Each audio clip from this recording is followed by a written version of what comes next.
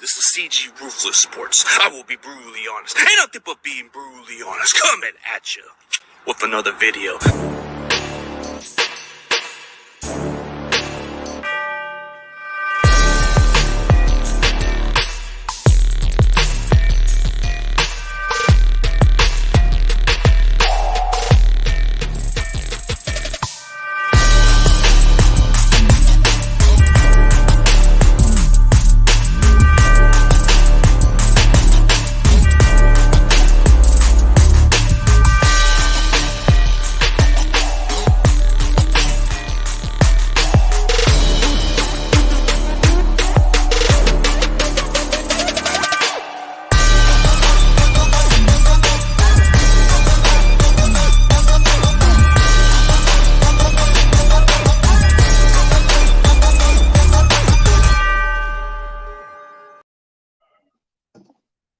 Ladies and gentlemen, please welcome David from Colorado. What's up, man? No, what's up with you, CG?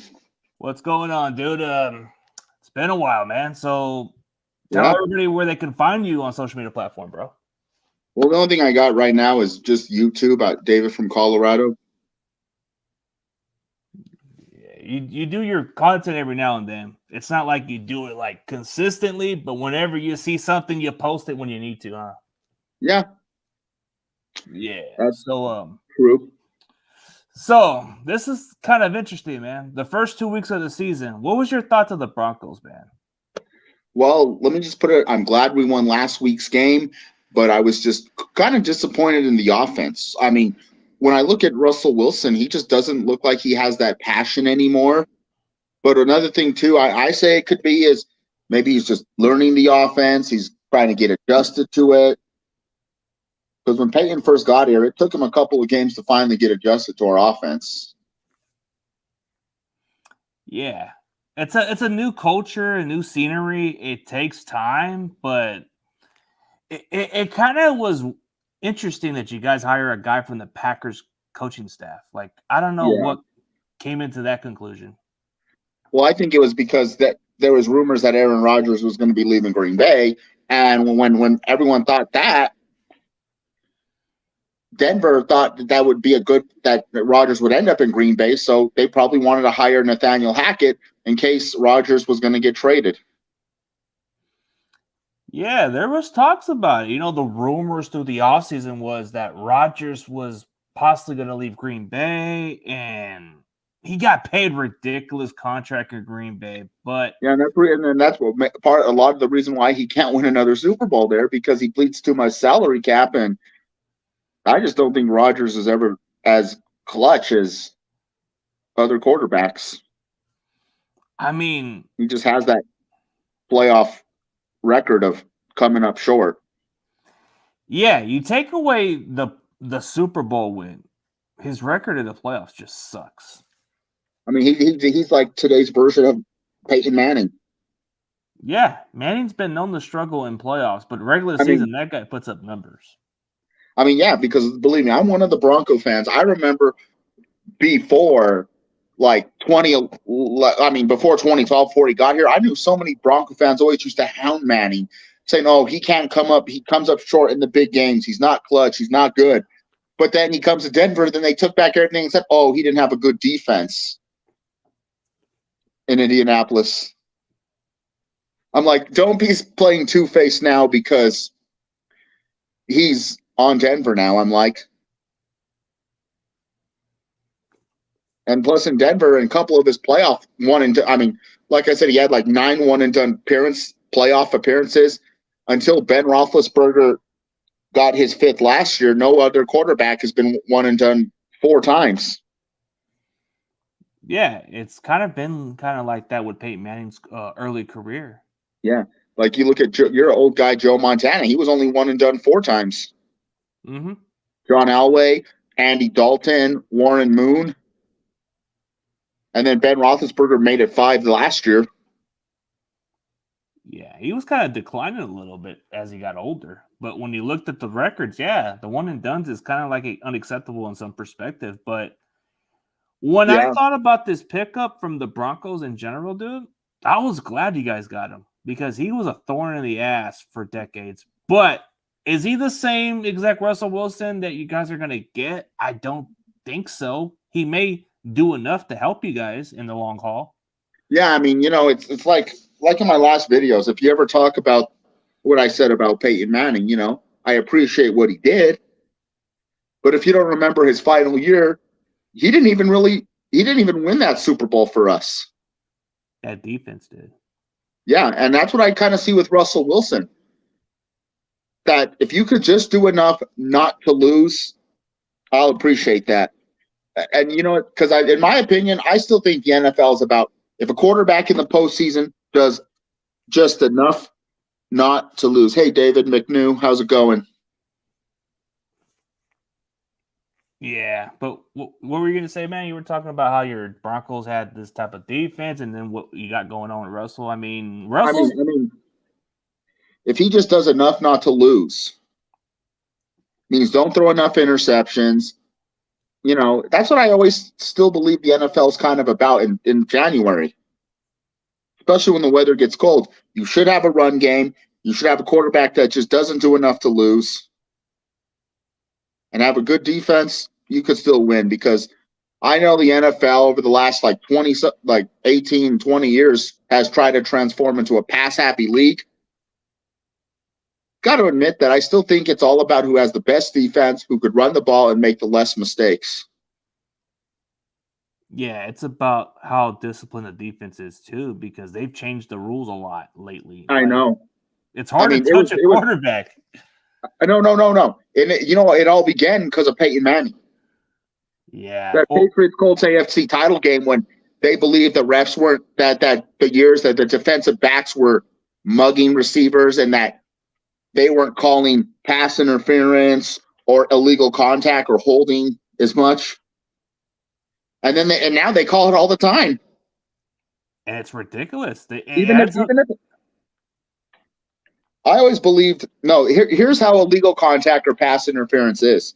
It's whenever a defender makes a receiver makes contact and makes a receiver lose their momentum. If you just touched or filled, they really wouldn't do it. Nowadays, they'll call it even if you touch them.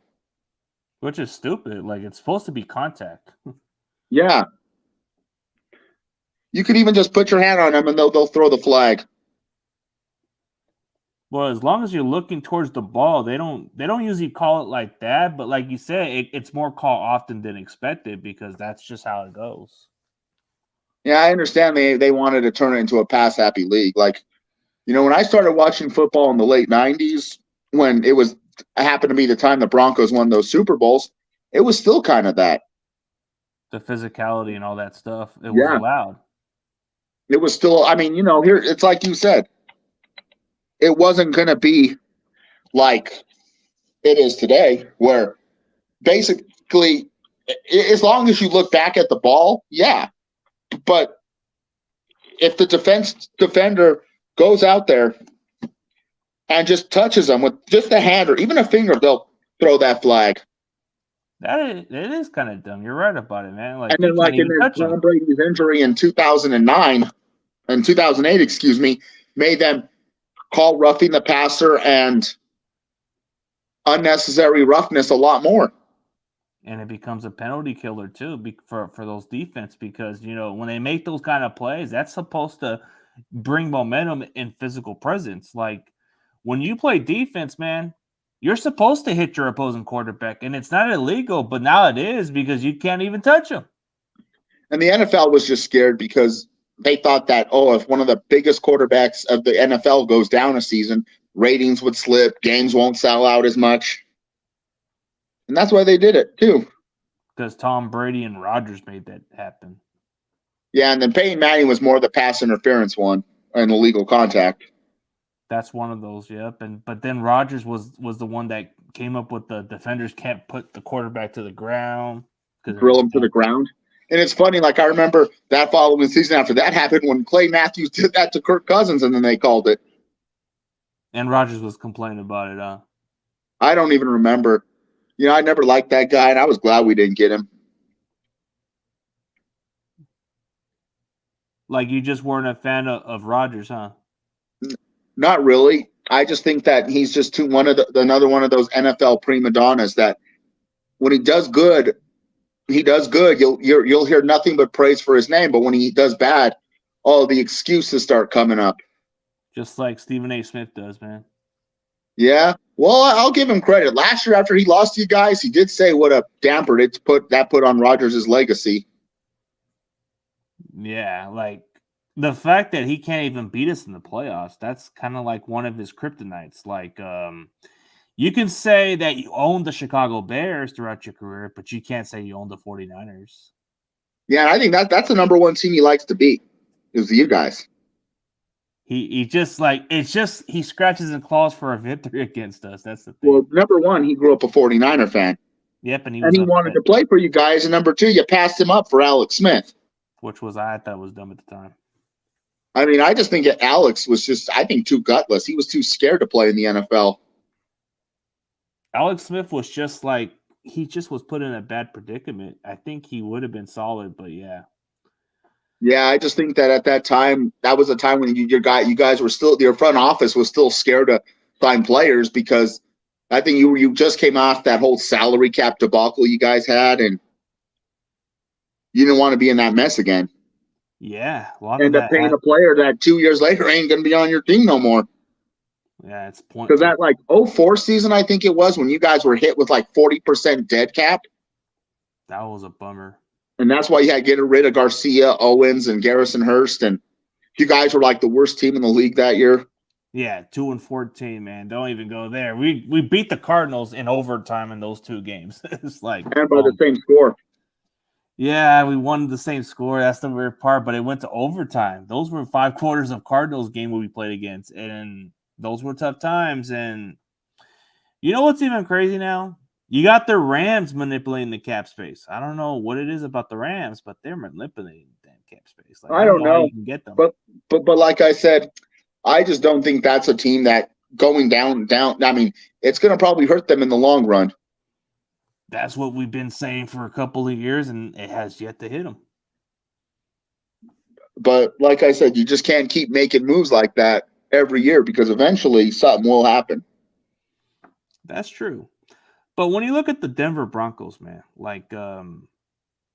I know those first 2 games were kind of disappointing. I thought maybe you guys should have dominated the Seahawks. I thought that game was winnable for y'all, but you guys were playing sloppy. You guys weren't capitalizing. You had opportunities to score a touchdown. It wasn't like Seattle wasn't holding on to you guys. It was more like they were giving you the opportunity, but you guys didn't capitalize it. Well, like I said, on 2 of those drives, they resulted in fumbles. And I keep saying this over and over again. And like you see in my first video, why do we keep giving the ball to Melvin Gordon in the red zone when all he does is fumble down there? That's frustrating right there. And then Javonte Williams, but the Seattle defender knocked the ball out of his hands. But I think those were 4th and 1. I think they should have kicked field goals there. If we would have kicked those field goals, we would have most likely won that game. Those were mental mistakes right there. And then the 4th and 5 that he decided to kick a 64-yard field goal. I'm like, you think that just because they can make those kind of field goals in Denver, you could do the same thing in Seattle? That's different. I mean, because remember, Denver's the most is mile high. It's exactly 1 mile above sea level. The air is thicker there. It's higher altitude. So Seattle is not that high elevated of a city like San Francisco's not. It's not. It's different, compared to what you guys got. You got thick air, so it's a little. But yeah, but like I said, the one thing I did like about Nathaniel Hackett is how he owned up to his mistakes, and that's a lot better than what we had the last couple of years with Vic Fangio. That would always defend his bad decisions. I mean, if you go back to that game when we played the Titans a couple of years ago on Monday Night Football, where he let the clock milk all the way to 17 seconds without using his timeouts, I'm like, what is he thinking? That was kind of dumb. That was 30 seconds he could have saved, but nope. And then at the end of the year against the Raiders, when he decided that rather than let the Raiders go for the 2 points and make it, he wanted to call timeout when we could use that timeout at the end of the game. And it just makes it's kind of like Vic Fangio, like Vance Joseph. They would defend bad choices they made that cost us games, and that's why those guys needed to go. Yeah, that's for sure, man. I mean, there's a lot of growing pains with Hackett as your head coach. Like, it's barely like he's getting a first year as a head coach, but I'm kind of seeing the similarities between him and Adam Gase. I know that sounds like a crazy comparison because was it Rodgers that kind of called his plays in Denver, or was it just Nathaniel Hackett? Because I don't know. It's like you have that one guy that just benefits learning from those people. Yeah. And that's very true, and we'll see more of that as the year goes on. Yeah, if we can win some games, but it's like I said, there's times where you just got to know what's the right choice to call. Like when we like in the Seattle game, when we got to the red zone, rather on 1st and goal, try to run the ball. Don't keep trying to pass the ball on 1st down. Yeah, that's the problem. You guys should have been more conservative on what you guys were doing, but you guys just weren't thinking. And man, speaking of the Raiders, man, wasn't this kind of disappointing when they hired Josh McDaniels? Like, you would have thought maybe they would have did something with him, right? But I guess a lot of Broncos fans were. Remember, we had him for a couple years. Yeah, and his first year he did pretty good. And I'll be honest with you, I would take McDaniels before I take Vance Joseph or Big Fangio. Fangio, that guy was a late bloomer. Huh? Fangio was a late bloomer. He was just a defensive coach. Yeah, I mean, McDaniel started 6-0 with us and ended it off 8-8. But I just thought he was kind of that guy that came. I mean, a lot of people thought he just came to Denver just to ruin the organization because he made some pretty questionable choices that hurt Broncos, like trading away Jay Cutler But be honest with you, I was glad looking back at it. You're kind of glad because Cutler was just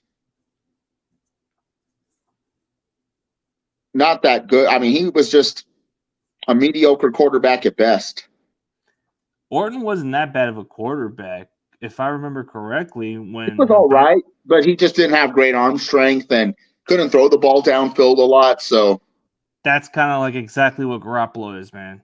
Just like that. But the way you said it, man, the Broncos are what they are. I mean, it's going to take some time for you guys to be competitive. I mean, you guys got your quarterback, so it's like now you just have to give them the gel, the team. It takes time and all that stuff. But yeah. So I thought this division, the AFC West, I thought it was very loaded. First 2 weeks, it just seems disappointing. The hype just doesn't seem real, man. Like, yeah. I mean, it's like I say, when I look at the other 4 teams, well, we all know everybody just likes Kansas City. Yeah, they're a good team. They are. The Chargers, they just seem like they just seem like they're Jekyll and Hyde. Us, we just don't seem consistent. And if we do win, it's going to be barely. Barely, yeah. And the Raiders are just a team that just seems like they just give away games. Or shoot themselves in the foot too much. It's like give them away, in other words. Because I'll be honest with you, I just don't. I mean, I know a couple of Raider fans here, and they even tell me they're done with Derek Carr. I mean, I like Derek Carr in some perspective. I just think he deserves to play for a better team. But I just think when he's been there for about 9 years and you're still not getting the job done, it's kind of like when the Cowboys had Tony Romo for all those years. The most you were ever going to see was you might get a playoff win or two, but you're never going to reach a Super Bowl. That's true. I mean, that's just been the thing. I like Carr. Don't get me wrong, but man, at least get a change of scenery. Sometimes it's better for the better. But like look what happened to Matt Stafford. Yeah, Stafford, he was a good player on a bad team, and look at him now. Like Alex Smith, for whatever reason, he was on a bad situation with us, but when he went to Kansas City, he turned out to be pretty good. So he did good for you that 2011 year when. to answer your question, Zyrie 15, I don't know about Super Bowl. I'm not even thinking about Super Bowl, man. I think we just got to take it one game at a time. I don't even know how farther we're going to go, bro. I don't want to sound like those Cowboy fans mentality, bro, because we have the talent, but I'm not even thinking Super Bowl at the moment, bro. I don't even know. I think it's more like we'll wait and see what happens. Oh, interesting question. I like this question. This guy's a special teams type of guy. He wants to know about your kicker. Well, he's reliable. He can make kicks good. I wouldn't say he's Jason Elam or anything, but Man, he's decent. I mean, as far as kicking field goals, like he can kick the 50+ yarder, but I don't think you should expect him to kick 60 yarders at that point, bro. At that point in the game, see, that kind of reminded me of when we played the Texans back under Vance Joseph, when we still had over a minute, 50 seconds left in the game, enough time to run another play. But Vance Joseph thought, 51 yarder's good. Yeah. That's when I said, okay, we got to get rid of this bozo. And it's not that he couldn't do it, but you kind of want to make it easy for him as well. Yeah, don't put too much pressure on him. Yeah, because you know what, you never hear about the kicker, but the minute he missed that field goal, everyone's ready to crucify him. Yeah, kickers is like the most stressful job because every kick you make, it determines your season, or you get crucified by the fan base. Mm-hmm. Like, I've seen a lot of these movies that's kind of hilarious. Like, anytime a kicker misses a game-winning kick, bro, they get freaking crucified. Yeah, Ray Finkel and all the other stuff. And then the one from The Replacement. Oh, yeah. Like, yeah. But who is this guy right here? Like, I think he plays for the Broncos, right? Do you like Corliss Waitman? Huh. My name sounds familiar, but I've never seen much from. I mean, the name sounds familiar, but I haven't seen a lot. What is he, a punter or is he a long snapper? Like, I'm trying to think. Because I know the majority of my team. It's just I'm trying to think of that name. What does he? It's got to be a long snapper or something, or a fullback. Probably. Like, I guess Brandon Cope knows more about special teams type of stuff. It has to do with your team that's on special teams. Maybe your gunner, maybe your long snapper, your punt. I don't even know. Maybe that's your punter. I don't know. No, I forget what his name, the punter's name is, but so CG, do you ever have a favorite game when you played Denver? What was your favorite moment against Denver? What's my favorite moment against the Denver Broncos from those games? No, from the 49ers. When your Niners played the Broncos, what was your favorite? What was my favorite game watching that game? Even though we didn't make the playoffs that year, it kind of seemed like we were playing for something. But that game when Nick Mullins actually beat you guys was interesting. That game was a close game. It was that game. I thought you were going to bring up the 2006 season finale when you guys eliminated us from the playoffs. Oh, now you bring that back. I forgot about that one because it's a long time. Yeah, that was the year you guys were legitimate playoff contenders, and we did eliminate you guys. But yeah, dude, we kicked the game-winning field goal from Joe Nedney that day, and then I don't want to remember that day, but that's when one of your players got shot that day. Oh, Darrell Williams. Terrible tragedy. But yeah, it take away your guys' playoff dream because you guys were in the mix for a wild card and we beat you guys. So now you bring me back to the memory lane. It kind of rings a bell now because I remember that was the day that cornerback got shot the following day after the game. It was like at 12. It was after New Year's that night. That was like New Year's Eve. It was tough, man. That was tough to see, man. Like, I would never like to see a player go through that situation, but yeah.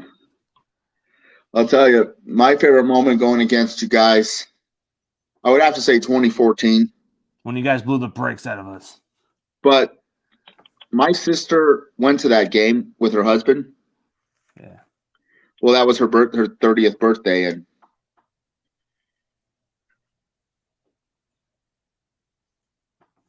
but what else? I'm trying to think. Yeah, and then I mean, Or our last game ever at Mile High Stadium The last one? against you guys, remember? Yeah, it was the last game where we won by 8 points or 6 points or something, but that was No, the it day was that Kittle played his best game by far. no, I mean the last day ever at Mile High Stadium in 2000. Oh yeah, 2000. That was the when Garcia was at quarterback. We blew the bricks out of you guys that game, but I mean, it was very historic for both our teams. Yeah, because we were coming off beating you guys in the Super Bowl like decades ago, and that was the year you guys were pretty good. But Yeah, I mean, we made the playoffs, but that was our final game at the original Mile High Stadium. and then you guys changed your stadium in 2001. Yeah, but what was historic about it for you guys? What, playing at Mile High? That last game. Whose final game was that as a 49er? Who final game was that? I think if I remember correctly, the guy who last played, I think Steven was about to retire that day. But No. No wait, the last game. He then moved on to another team. Well, so his last game playing with the Niners, that was Jerry Rice. Yep. Rice was playing his last game, and that's when he went to the Raiders. Because it had to pop in my head a little bit when you said 2000. I said, oh, yeah, that's when Rice left. Yes. Yeah, but that was his final game against us. Again, as a Niner, was against us. And then his final game at Candlestick Park was when T.O. had a great performance. A career game. I'm like, why can't you make it about Jerry Rice? Why'd you have to make it about T.O.? I know, that was the T.O. show. It wasn't like we were – but, yeah, it was one of those games. But, yeah, you're right about it. That was the last time that Rice played. Last game was at Mile High at an away game. So that was his last one as a Niner.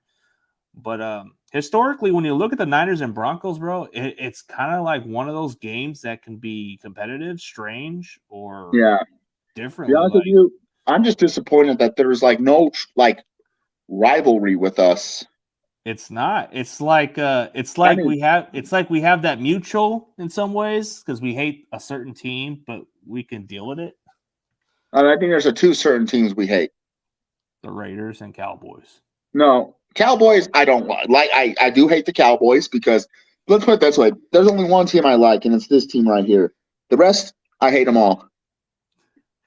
But you did tell me that your mom is a big Niners fan from what you told me. Well, let me just put it this way. Yeah, because and that's where she lives now, out in the Bay Area, because I was born in the Bay Area, actually. And then but my dad's from Colorado. Oh, okay. But here's the thing. My dad, growing up in the 70s, was a big Raiders fan. Was he? Because they were good. But then when the Broncos started getting good, he started liking the Broncos. So he flip-flopped there because he's like, that's like my dad. But I mean, I was glad he got to see 2 Super Bowls and he got to see Colorado Avalanche 2 Stanley Cups before 2006. Because that's when he died. Oh, that's sad to hear, man. That's tough, man. My pops passed away like almost 2 years ago. My dad was 45, going to be 46 in 2006. He would have been 62 last month. That's tough, man. That's tough. I mean, it had to be a lot going on, man. But so you lived in Colorado for your entire life since, except right? my first 2 months. Oh, first 2 months there? I was living at that time, I was living in the Tri-City. I was born in the Tri-City area of the Bay of Alameda County, California. Okay, so you were born in Alameda County, which is Oakland and between Raiders territory. No, there's a lot of Niner fans there. Yeah, a lot of Niner fans too. But we got this one kid that's from Alameda. That's Aaron Banks. Oh, really? Yeah, he's a guard from Notre Dame that we drafted. That's from that city. Oh, cool. I mean, yeah, but then when I was like 3 months old, we moved down here. And I live, and it's funny, in 1990, the NFL season 1990, I was 3 months old. My dad took my mom to a Broncos Monday Night Football game. Yeah. Against the Chiefs. Against the Chiefs? And you know what that game was known for, right? It was known for one of those interesting games when Steve Atwater hit Okoye. Yep. Went boom. And because he was like a monster on the Philcoy, nobody could bring him down because he was just that good. He was strong and one of the best power backs of all time, and Atwater punished him that night. Give him the hit. Yeah. But when you remember those days, man, Steve Atwater was a physical presence for you guys. But when he met his match in the Super Bowl, he tried to lay the boom on Rice, and Rice just said, ain't having it. Mm-hmm. That was his rookie year, I believe. Yeah, he was like on your guys' last he was like on the Super Bowl with John Elway when you guys were at the end of the career. I think he got a Super Bowl with Denver, right? No, he won both of them with Denver. Yeah, that's where he finished his career, but he was a damn good safety. I think he was a tall safety from Arkansas. Mm-hmm. No, he wasn't tall. He was pretty. No, it says 6'3". I looked him up. Oh. Yeah, I mean, but he could hit hard. I mean, it disappoints me that it took him so long to get in the Hall of Fame. I know you were kind of debating on the Hall of Fame like months ago. I know you probably weren't. I know you were probably like neutral with Brian Young, but you said, the other guy should have got in before him. I'd say DeMarcus Ware. Marcus or Ware, Rondé Barber. Rondé Barber. He was a game changer for the Bucks, but Brian Young was like a guy that was consistent for the Niners, bro. Like he was well respected in the locker room. That guy was the heart and soul of that defense before you even had a Willis and other guys. Like he was a part of a Super Bowl winning team, and he was waiting for his time. He retired in 2007. So he hasn't played a single down, and he's never played for no other franchise but the Niners. Like even though Richard Seymour got in the Hall of Fame with multiple rings, but you compare the sack stats. Brian Young had more, he had 89 and a half career sacks. Seymour had like 67 or something. Yeah. I don't know how they do that, but I guess you have to be a part of a contribute team or something. Here's how they determine it. Super Bowl rings are probably the number one thing they're going to use. Yep. Then they're going to use Pro Bowl selections, first team All-Pro selections, and statistics. I just think, and if you were a part of an ADT, an all-decade team. Yeah, that's what gets you in easily as a lock. But there's quite a few players that are still not in the Hall of Fame, but should get in at some point. I mean, like I think the best guy that you guys have that's not in is Roger Craig. Yeah, an all-purpose running back. He kind of revolutionized the position that you see in today's NFL. But if you see, the one reason why people use against him is the fumble he made in that championship game that cost you guys a three-peat. I mean, that's just one of those legendary plays. It happens. But if you look at the dominance of that position, bro, he was one of the very first running backs to go for 1,000 yards receiving and 1,000 yards rushing in the same year. He changed. And how many running backs do you see actually do that nowadays? Very few, but it wasn't a thing. Like, this is what happened when Bill Walsh became head coach. His goal when he was running this offense, he wanted to have a running back that can get 1,000 yards receiving and 1,000 yards rushing, and people thought he was crazy. Yeah. That was what he wanted, and Roger Craig became the first ever back to do that. I mean, you'll probably see that running backs. You won't be surprised to ever see a running back receive for 1,000 yards, but it's just like the running back position is like so not like it once was. It's like people don't run the ball a lot anymore. Yeah. The NFL's gone so pass heavy nowadays. It's a pass heavy, but there's some running backs who can get you some good amount of yards because they play like receivers out there. Yeah, he did cost us a 3P, but dude, that shouldn't be a factor. He should just get in because I thought we're talking about rings. I thought we're talking about what he's done. Yeah, like there's a couple of running backs from the Broncos that got in the Hall of Fame, but we're looking at I think you look at dominance, like the way they play the position. Like Terrell Davis. I mean, yeah, go ahead. I take nothing away from Terrell Davis. He was one hell of a great back. He was a perfect example of what Shanahan's running backs are in today's NFL. They want these type of running backs, but in today's NFL, these running backs don't last too long. They get wear and tear. But Terrell Davis played through a while and became their best back by far. I mean, if you look at it too, the zone blocking offense is what it was ran. Yeah, where zone block. the offensive linemen go out several yards to block. And those were like those kind of schemes that you see that Shanahan still uses to this day. He uses his dad's type of run schemes because we still run some zones, but a lot of these running backs, if you play under Shanahan, bro, your running back shelf ain't gonna last too long. You might have 5 to 6 or 7 good years before you're even done. Yeah. That's what happened with Terrell Davis, bro. He got wear and teared a lot. And it was the injury he got in 99. And then the problem was I don't think he was ready to come back in 2000 because when he came back, he got hurt again early on in the season.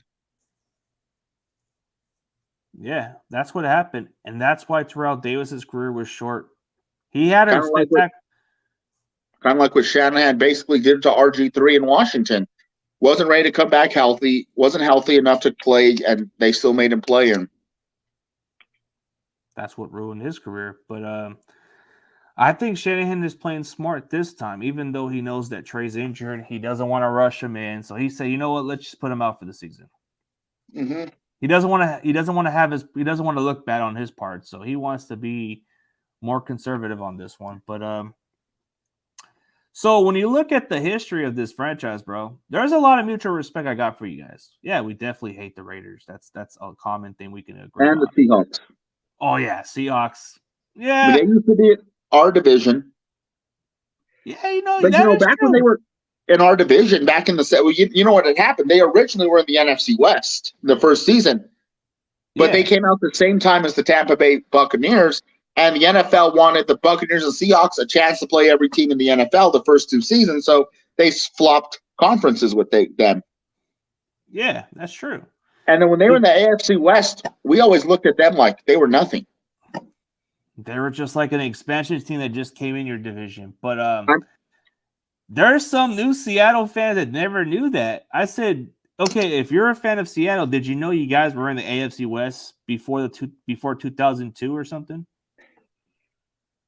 But here's what I say, too, though. Now, I won't use that against a Seahawk fan that's about 10 years younger than us. Yeah. But a Seahawk fan that's either our age or several years older than us. They would know. They definitely would know, or 10 years, or who've been so-called lifelong, That's how you could tell what a bandwagon Seahawk fan is. Because I'll tell you, after they killed us in the Super Bowl, I remember seeing a lot more Seattle Seahawk gear in my area. I remember driving down one of the streets up here where I live, and there's these like duplexes. I see a guy wearing like a royal blue Seahawks Steve Largent jersey. And you're like, how the hell did you become a fan? No, I don't use that against him. I'm like, okay, I see you wear that jersey. That's those jerseys I like, those old royal ones they had. Yeah, the old school colors. I like the one where they had Shaun Alexander's jersey, the one where he had the, what is it? What was it? It was like a little greenish, bluish color back then. Yeah, like dark blue. Yeah, dark navy blue or something. Yeah, and it's like I said, the Seattle Seahawks were nothing to me until they killed us in the Super Bowl, until the whole big bandwagon implosion happened. Yeah. And that's when I really started to hate on that team. Yeah, it's kind of like ridiculous. Like in California, we didn't have that much of Seattle fans. Like I only know maybe very little, but some of them came from Washington. That's where I get where they're coming from. But you've seen a lot of these guys who come out of the woodwork. Like I just never seen them rep a team. And I'm like, I don't want to question it, but I'm like, how the hell did you become a fan when they won the Super Bowl? Like, I don't get it. Yeah, go ahead. I've seen some people told me like, hey, they got a good squad, but I never seen them actually become a fan of the team. There's a difference. Yeah, it's like, I remember when I took community college classes about 9 years ago, and it was that same season when Seattle had that good year and they won the Super Bowl. I remember talking to a guy that just had Seahawk gear galore. He was wearing a Russell Wilson jersey. And I remember the next towards the end of the, or like maybe a few weeks later, I seen him wear a Daryl Jackson jersey. Yeah, that guy was there for 1 year with us. We got him in a trade like in 2007, which we only gave up a 4th-round pick for him. Yeah, it's like I said though. I mean, the fact that he wore a Daryl Jackson jersey shows to me right there his fanhood. Yeah, if they have a Hasselback jersey or something with a Steve Largent or I remember, or maybe a Sean Springs jersey. Sean Springs, then you had a Sean Alexander. I think a Sean Alexander gives you dignity right there. Or a Lofa Tutupu. Those are the kinds you could sit there and you could say, maybe you're a true fan. But if you saw somebody that time wear a Russell Wilson, Bobby Wagner, jersey. What? Or a 12 jersey. Yeah. But then yet you start to ask them, who was your team before? Like, no, not that, but you ask them, hey, do you remember John Kitna? They'll probably say, who? Yeah, I'm like, yeah, he was your quarterback for a few years in the mid-'90s and early 2000s.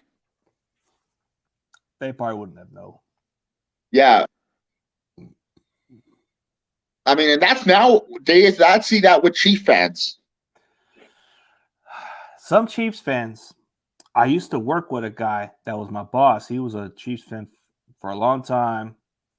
The only reason why I liked Kansas City in my early years, but I wasn't a fan of them. I just liked the team in general because of Tony Gonzalez. That was it. Like, oh, he's a guy I respected. I liked him, respected him. But it's funny today because, I'm about to start a new job because I got fired from my last job. I see one of my old coworkers. He's an older guy, and he's from Kansas. And I was talking to him. I get to his car, and he has a red Bronco. That's what he drives. I look at his license plate, and it shows Chiefs. I said, wow, you drive a Bronco, and you have Chiefs stuff on a license plate.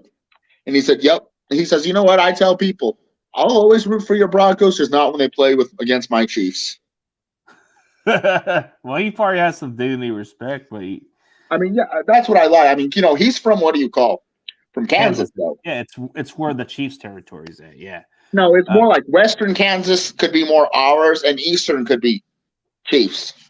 Maybe he was in those type of areas, but yeah. Where I grew up at, man, in my early years, the Rams fans weren't as big, Like a long time ago, they had their own fan base, but they left to St. Louis. But I knew some people growing up in school. There were some that had the Marshall Faulk, the Warner jerseys, and those guys were like guys I knew in school who were Rams and actually were Rams fans, but they weren't that talkative. Like, if the Rams weren't doing shit, they weren't going to talk shit. They weren't going to show up or nothing. That's just how some of those Rams fans that I didn't understand. Like, hey, dude, if your team sucks, oh well, just show and rep your team. No, I mean, you say that too. I mean, like even when I worked at Walmart, or no, even today, I'm driving down the street and I see a mailman. I see him wearing a blue hat. I just look at it, and it's a Rams hat in their new logo. I mean, like me. Like, and then I'll see people walk like in the store when I did work at Walmart before I got fired. I would see some guy wear an Aaron Donald jersey. You know what? I wonder to myself, I don't like Aaron Donald. That guy's cocky a little bit. Oh, he's too dirty of a player, if you ask me. And he gets away with some penalties sometimes. But I'm like, I wonder if you remember who Chris Long was. Oh, yeah. He was the one drafted by the St. Louis Rams. Or Robert Quinn. Does that name ring a bell to Rams fans? Robert Quinn. He's actually doing good for the Bears, but he was their draft. He was doing good for the Cowboys, too, I think. For a short minute, yeah. But when you looked at what happened, bro, like over the years, the Rams fans weren't as like passionate of their team, bro. Like when they know their team was gonna fucking lose, they didn't fucking care to talk or nothing, bro. So they were fair weathers. There was just some of those Rams fans that just never spoke highly of their team. Like you said, they're kind of fair weathers. But since they won the Super Bowl, I did not see a single Rams fan rep their team, bro. Not once. But when I saw that shit happen, I walk right by the street because I never seen them actually show their Ram stuff. But I seen this one car right down the area, and I'm like, I didn't see it the other day, and it has Rams on it. I'm like, okay. Wow. And they got the flag on it, and then I'm like, how come I didn't see that? I would have respected if you would have had it from the get-go, but I didn't see it from the beginning. Yeah, that's just another team. I just really don't want to see them win another Super Bowl. They're trying to be like my Lakers so bad, bro. The Lakers, let them be the Lakers. Don't try to be something you're not. You're not an LA team and never will be an LA team. You're just trying to replace the city mentality, but it's still Lakers City. So you're not going to be looking at too. Yeah, I mean, that's a team that I just think is kind of getting annoying, the Rams. Yeah, they're trying to be like the Lakers so freaking bad. All that all-star talent, who comes up with all-star talents, bro? The Lakers. I don't know. Yeah. I mean, yeah, but I hear you there, but yeah, I'm just thinking. So tell me, what was some of your greatest, like, because you grew up a Niner fan, who was your favorite player growing up with? Steve Young. Yeah, and then you became a teenager, and those were bad times for your team, right?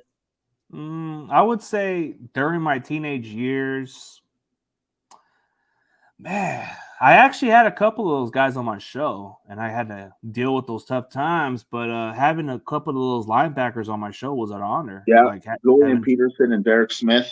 Derek Smith and Jamie Winborn. Keith Lewis was another guy I had on the show too. Mike Rump, despite his NFL career, he's one hell of a good DB coach in college. Yeah. I mean, when I look at it too, though, I look at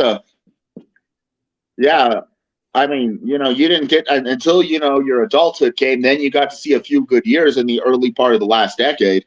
Yeah, that's when I was going to college, and that was pretty much how Me too. That's when I was going to college, and then, like me, I grew up as a kid.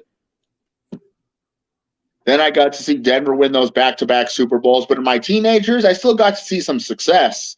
Like, we went to the championship with Plummer that year in 2005. And then, from 2006 to 2010, we just needed to really rebuild our team. That was the year you guys could have made the playoffs, but you guys were eliminated in 2006. So that was crazy. And by who? By us. I mean, we had to spoil something, but the Broncos, bro. It's like you guys are built to win, but it's always been like when you get to the Super Bowl, it's either you guys get your butts kicked badly or you guys either win it. It's like that's what you expect from the Broncos. They either get blown out or they either win by small margin of a score. Like I said, just imagine. Like I tell people because like I said, Peyton Manning's had those 9 one-and-done appearances in the Super Bowl. Yes. I mean, not the Super Bowl, but the playoffs, excuse me. But what really was his excuse? I mean, you look back at his career, here in Denver, he had Pro Bowl talent all around him. There was no excuses. In Indianapolis, he had Hall of Fame talent around him. And that's all they could say is those excuses. He had 2 Super Bowl appearances on 2 different franchises. Yeah. He had 4 appearances and won 2 of them. But like I said, the 15 one was because of our defense. Yeah, that defense carried you guys. I mean, Von Miller was your defensive player of the year. You had a damn good squad. It was like an all-pro team.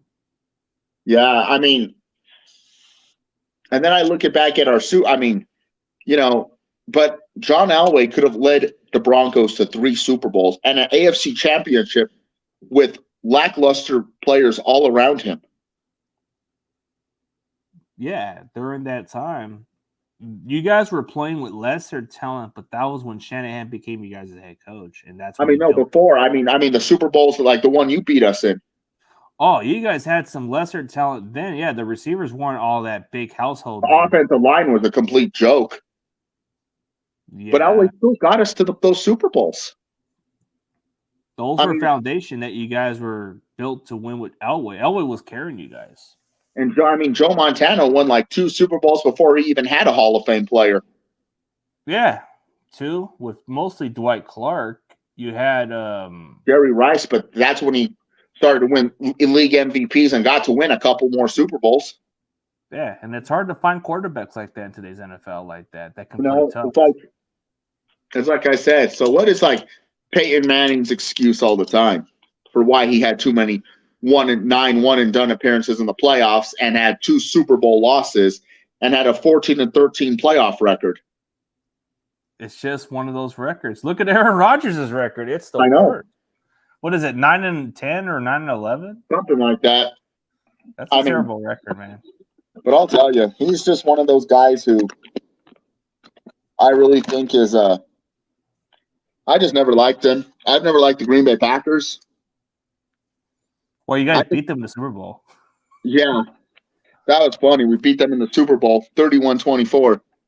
I barely remember that Super Bowl because that's when I started to like know what football. I mean, I was only 7 years old at the time. Yeah.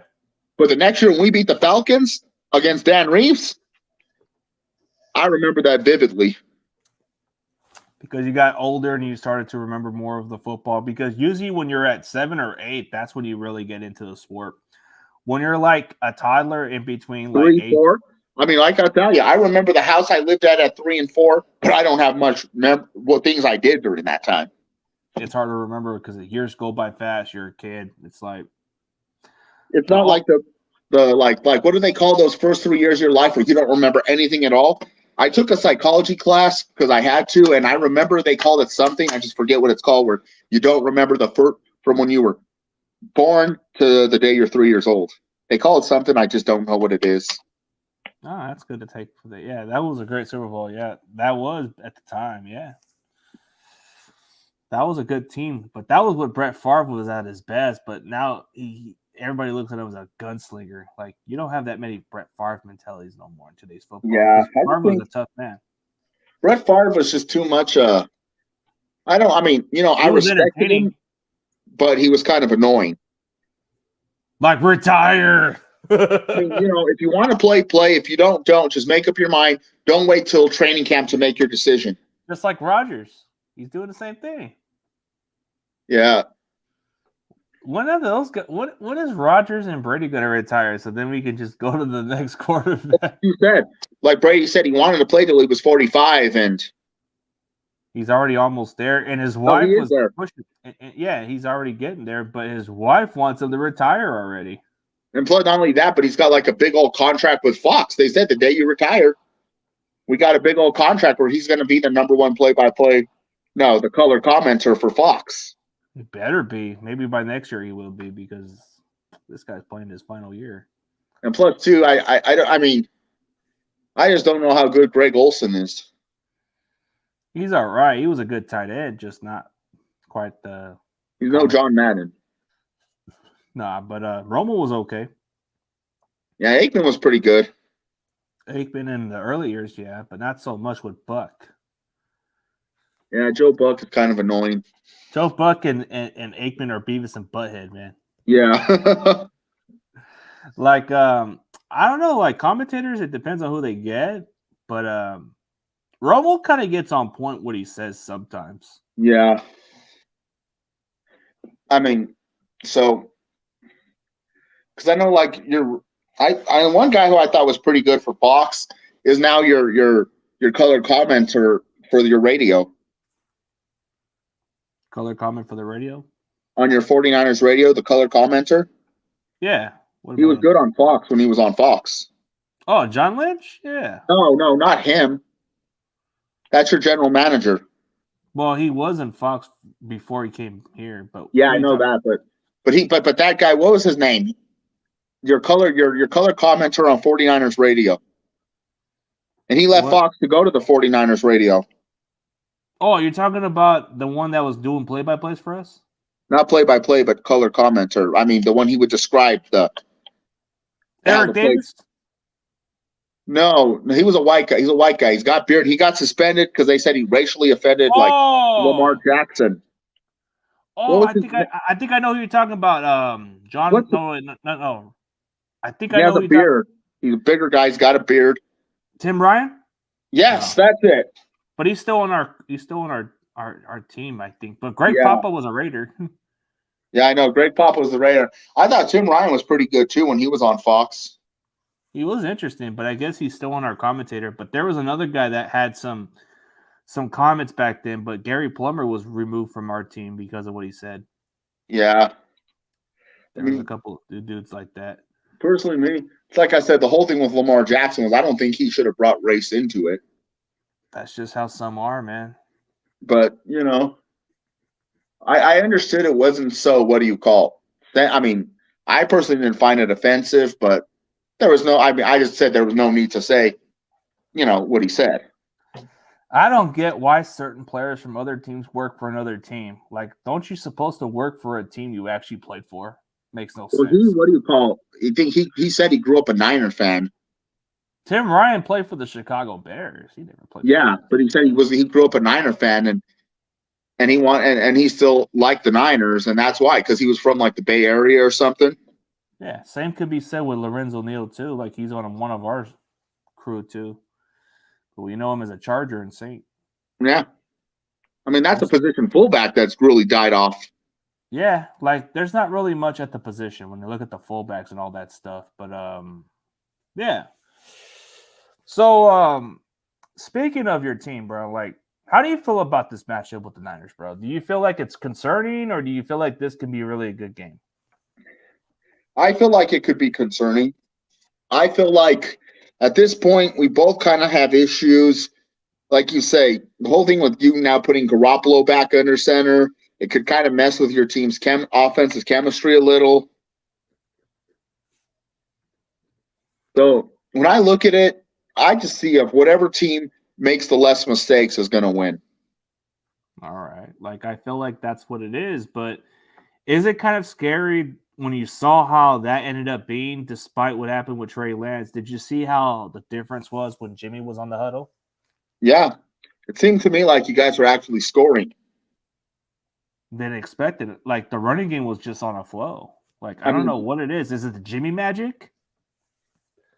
I just think that with Jimmy Garoppolo under center, you're going to run the ball more than you are going to pass. And that's what happens. You take away the running game, force him to throw the ball. That's where most teams have success, but it's rare. Because I saw your opening day game against Chicago. I mean, first of all, that was monsoon game right there, and I think Chicago started even flood after that. Yeah, they took advantage of that part. I mean, it really started hitting like the second half or even fourth quarter, but it was just, yeah. And then it's like I said, the way I saw the Niners in that game with Trey Lance, it looked like he wasn't ready yet. Still needs, I mean, he just needs the experience, but I get it. But and then here came then last week, you know, he got hurt, and then Garoppolo took over, and you guys just found your run game, and that kind of concerns me because last week we couldn't even stop. We started to struggle against the Houston run game by this guy last name Pierce. I don't even know who he is. Damian Pierce? Huh? Damian Pierce? I think that's the guy you're talking about. Yeah, I mean, I didn't even know his first name. I don't know much about him. I just knew his last name. I mean, if we bring pressure on Garoppolo, or we do, you know, and we take away the run game, yeah, but if not, then we're going to have a really hard game. It could be like that's the thing about playing the Denver Broncos. The Niners could either play a close game with Denver, or it could be one of those ugly games. It's one or the other. It's like when I look at the Broncos, man, I don't know I just don't know how impressed I am, bro. Like if you guys are not scoring more than 20 points a game, bro, then it tells me your offense just isn't all that, and you're expecting your defense to carry you. That's how I look at it. And it says the same with my team also, but I think it's different now. Yeah. I mean, when you look at it too, it's like you say, your defense, they're tired out there. They get tired at some. Expect them to run the table all day. And that's why your offense needs to keep trying to bail you out. And when I also look at Russell Wilson too, some of the things that question me is his footwork. It's like he's not always 100% ready. His feet aren't always 100% ready by the time he throws the ball. and he takes his time. I don't think he's the same player. Like he just No. doesn't seem to have the passion. It's like that breed of quarterback, like they say, it don't last long, and they're right, it don't. Usually, mobile quarterbacks get a lot of those hits, and it tolls them a bit, and they try to play smart at that point. That's why they could last only 2 years in college. But when you come to the NFL, you're expected to have a 10 or 15-year career, and you're expected to bring success to a franchise. And those don't last too long unless they develop more as a pocket passer. It's like Colin Kaepernick. Kaepernick was a good exceptional. It's just he just wasn't able to elevate much as a pocket passer. Like nope. That's what I said, and that's why, because he just wasn't a pocket passing quarterback. But if they were to be developed as a pocket passer, bro, they would have at least had a little bit longer. But sometimes you can't use your legs all the time. So I'm not gonna be harsh on Lamar. I like Lamar Jackson. He's exceptionally a great football player. But at some point, those hits are gonna start to come up. And I hate to say it, but he kind of gives me that Michael Vick vibe. That's like he's exceptionally exciting to watch, and that's what I like about him. But those hits are going to start coming up. Yeah, but it's like I say,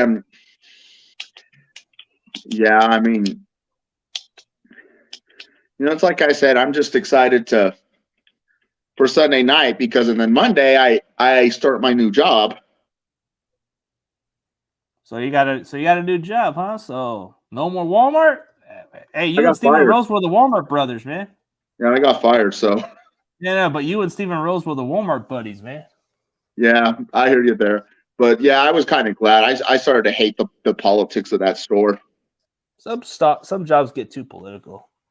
Yeah, it's like have you ever seen that video for that girl in Texas, the one that blasted her, who quit her job on the intercom before she called out her management for having unprofessional behavior? There's stuff like that behind the scenes in job world, but good thing about my job is when I work security, bro, I don't have to deal with this type of politics shit because I have my own space. I stay away. Don't you do security at stores? I do construction work. I work stores too, but I'm not always around the people, so that's the best part. Yeah.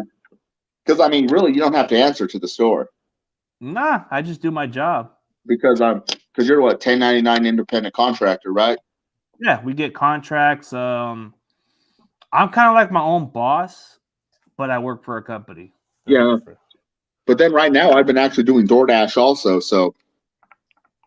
Yeah. But if you work security and work through independent contracts, bro, it's good pay. Just can't complain about the management. At the end of the year, you got the IRS hitting you up for all that money. Shit, unlike they ain't got on me yet. Unlike W-2s where, my employer paid it all for me. So, well, that's good. But yeah, and that's how DoorDash is too. When you're a DoorDash worker, you get a 1099 at the end of the year. Damn, so must be crazy to work there. But because you're DoorDash, you just sign up and then you go pick up orders from restaurants, then you go take it to the home. Yeah, that's kind of like pizza delivery almost, but you just get pay out of it. Yeah, pizza delivery is they're employed by the pizza parlor. Yep, that's how it is. But so you say you live in Fresno, right? Yeah, it's in between the middle of the Niners and the Rams territory. Yeah, and you said you went to Salinas High? Nah, I went to McLean. Oh, but wasn't it in Salinas, you said? Nah, you're referring to another person now. Oh. No, I came from south of San Jose. Lived in Salinas for a little bit too. It's a little rough. I had a brother who went to Salinas High. What do you call it? That's Monterey Bay region. Monterey Bay region, that's the area. That's Central Coast, yeah. But like me, my brother went to that school. Yeah. But I live in Southern Colorado, and everyone thinks I live in Denver. I said, no, I live in a city 2 hours south of it. Well, I don't even live in the metropolitan area. Yeah, you live in Southern Colorado, so you're in between Kansas, right? No, yeah, you could say that, but I'm more in between Denver and the New Mexico border. Ooh, interesting. Yeah, New Mexico border, it's like pretty quiet. Yeah, see, when everyone thinks of Colorado, everyone thinks the whole state is mountain regions. And I tell people, well, That's the western part of the state. I mean, I tell people, you go to the western Colorado, you will see all the beauty. You'll see Steamboat, Aspen, Vail, like Maroon Bells, Blue Lakes. It's all beautiful. But where I live, it's mainly city life. The I-25 corridor is where I live. I live right off the I-25 corridor, and it's city life is what it is. So what's it really like down in Colorado? Like, is it really that nice out there compared to where you came from there? Well, it depends on what you like. Like me, if you like to see mountainous regions, you like to see meadows and valleys, you would have to go more towards the western part of the state. Like I said, in Vail, Beaver Creek, Aspen, Steamboat Springs, where my younger sister lives, or like Winter Park. Oh, that's interesting. But or Wolf Creek Pass. But where I live, like I said, Denver's a cool city. It's fun and recreational. Colorado Springs is pretty cool also, and that's where Garden of the Gods is. Yeah, Colorado City is like it's like kind of like the same size as Fresno, but just different. Yeah, but you go to the eastern part of the state, you almost feel like you're in Kansas. Oh, okay. Huh? So there's certain areas that feel like you're in Kansas, but like you said, you're in between New Mexico and other border, right? In Denver, yeah. Interesting, man. Oh, we got our favorite Cowboys fan in the building, man. I don't know if you like him, but he's a good dude. Oh yeah, he's cool. Boys for life. What's up, dude? He's funny, man. He's a funny dude. Yeah, but I'll tell you. Too, just one more thing. Yeah, but I'll say yeah. But like I said, anything east of here, it's all plains and farming, and it's all what do you call? It's like Kansas, and that's the place you don't want to see. Yeah, it's a countryside. I've seen different sides of areas. Like the worst state I've ever been to, and it goes by bad experience, is Arkansas, bro. I've been down there for like a visit because of my brother's baby mama was living down there, or family was out there. So you go to a small town or go somewhere in between, bro. If they see you look different than the rest of them, bro, they give you that weird look and say, "Who the hell are you? You're not welcome here," or some shit. The South. That was the South, so. Yeah, that's how it is, bro. And that's what they call it, the racist Dixies over there. But there's certain areas like that. But speaking of the game, so before we get to your final predictions, how do you feel about this matchup? And do you feel differently about your team's chance of winning this game, or do you feel like you're not sure? I mean, to be honest with you, the way I've seen my team play, I'm just not too sure. It's like I said, your team now seems to have found a run game with Jimmy Garoppolo back. And I just don't like. I'm not too sure. The way I saw our run defense struggle with an unnamed running back. And offensively, the question is the offense going to pick it up? That's the question. And is Denver going to actually step up on offense? Because I think your defense isn't as bad as people think, but it's just your offense isn't picking up the slack. Yeah, and then, I don't even know if Jerry Jeudy's going to play, and that's a guy who's in a really tough year this year because, it's not really contract. That's next year, but this is his final season before they could decide to pick up his fifth-year option. Yeah. And the way he had his dropping issues as a rookie, injury last year, and injury again this year, that ain't going to look too good on him. And there's been discussions that Patrick Surtain may not even play either. So I don't know if that's true or false. I mean, I know Simmons is on IR from what I was told. Yeah, he is. That's a big blow because he's actually a good safety for you guys. He makes some good plays for y'all. So what are your thoughts about this game? Man, it's like I'm not going to overlook you guys. I feel like you guys have something to prove. I feel like Russell has our number, but it's a different scenery. It's a different situation. So it depends on how he plays. If we can get that running game going and the way how Jimmy plays, and if we can get that performance against Seattle like we did, then I can see this game as more like, hey, we might dominate y'all. But I can't overlook you guys. I think you guys have something to prove. So just like me. Oh yeah, go talk. Sorry. Oh, as far as like the score prediction or the way I look at it, I see it more like a 7 or 6 point difference between you guys. Like it depends how we play. Yeah, I'll say is the final score will be 2017. I just don't know. It could be one of those field goal games, just like you said in that Mile High game or the Invesco Field in 2006, where we took away you guys off the playoffs that year. Yeah. But Man, that's a tough one. But if it goes in our favor, but if it goes exactly how we play against Seattle, this can come down to a 28 to maybe 17 or 20 type game. I don't know. It just depends, bro. But it depends on how our defense plays. If we don't make Russell Wilson look like a damn world beater like he always been, then it's a different ballgame. We'll see. It's like I said too. When I look at like speaking of your guys, yeah, I mean, because you're coming to the Mile High City, and it's a lot. I mean, I'm sure that Mile High Stadium is a lot different than Invesco. I mean, not Invesco, but I mean Levi Stadium. But we have some fans out there down. They call Mile High. Is it pretty big over there? Somewhat. I mean, yeah. I remember. I mean, it might seem like Niners are bandwagon. I mean, that there's a lot that just jumps on the bandwagon. But I remember when you guys had Kaepernick, I saw more. So there's still some out there because I've seen some chapters called the 49ers Mile High Club or something. Yep. Or the 719 Niner fans, which the 719 is their area, my area code. But yeah. But like I said, I mean, when I look at Levi Stadium, I just don't think it had that same home field advantage that Candlestick had. It's a different situation. Like the way the environment is played, bro, we're still cursed with injuries. That's the worst part that nobody pays attention to. When I look at when I looked at what kind of gave you guys an edge a lot, like in January at Old Candlestick, was that stadium would always get so wet. The field would always get so wet over there. And it was an advantage for us because we knew how to play through that condition. I think like what San Francisco is probably like the most lowest elevated city in the country. And it's always the coolest cool breeze city in the country too, so it's always had that nice air breeze out there. Mile High, like I said, you think it's cold, you think it's always cold in San Francisco. Just go to Mile High when the December or January. It's cold. I've heard it'll about freeze.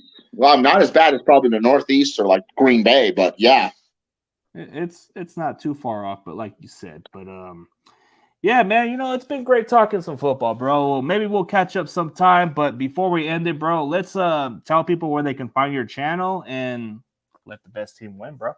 Yeah, just look me up, Dave from Colorado. Subscribe if you like. I try to make videos. I just don't do it so often because, unless it's something serious or something major. But, yeah, if you want, you're more than free to subscribe, but that's your choice. You're also free to comment and talk all the crap you want because I could handle it. Yeah, you can handle it, man. That's for sure. Like, I've seen worse comments, but you still come out, bro. Like, you don't really post much videos, but when you do, you do. It's like you got your thing going on. So maybe that's why you're not as consistent. But yeah. Like I said, especially a couple of years ago, back when I got hospitalized, that's a time when I really stopped. So a lot to do with your health, but hey, at least you're playing it smart. At least you're not trying to like waste a lot of energy like everybody else does, man. Sometimes that energy kind of ruins your health a little bit. Yeah, because I'll tell you, like 2 years ago, I was in the hospital. I was suffering from ketoacidosis. That's no joke, man. That's tough. That's the final stage before you hit a diabetic coma. Yeah, that's what happens with some of it. Like I've seen some people have that also, and it's no joke, man. I have weight. I'm an overweight guy, and hey, overweight is no joke, man. It's a challenge, especially if you're overweight with all that blood pressure, all that blood sugar. Your sugar going up to high levels. Mm-hmm. Yeah, but yeah, man. But hey, man. Good talking to you too, bro. Really appreciate you having me on. Anytime, man. Definitely appreciate you, man. We've been going on over an hour. I know this is kind of I know you got some stuff to do. I got some stuff to do in a bit too. But man, dude, it was fun. Let the best team win, like they say, man. Yep. Let's let the best team win. I would usually say good luck, but not this week. Let the best team win. You have a good night. And thank you everybody for watching, and keep supporting his channel. And if you have not subscribed to CG Ruthless Sports channel, give him a subscription, please. All right, thank you, man. And as always, have a good night. CG Ruthless. Bye-bye. David is out. All right, bro. Bye-bye. All right, everybody, have a good day.